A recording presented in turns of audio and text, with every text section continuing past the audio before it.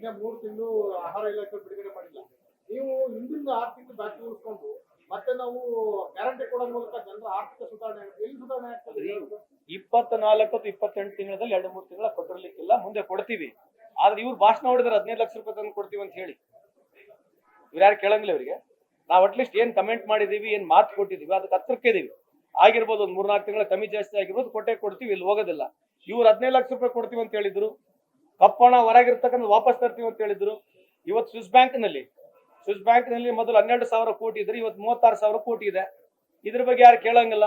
2,000 ರೂಪಾಯಿ ನೋಟ್ ಬಗ್ಗೆ ಯಾರು ಕೇಳಂಗಿಲ್ಲ. 500 ರೂಪಾಯಿ ನೋಟ್ಗಳು ಇವತ್ತು 85% ಸರ್ಕ್ಯುಲೇಷನ್ ಆಗಿಲ್ಲ. ಇದ್ರ ಬಗ್ಗೆ ಯಾರು ಕೇಳಂಗಿಲ್ಲ.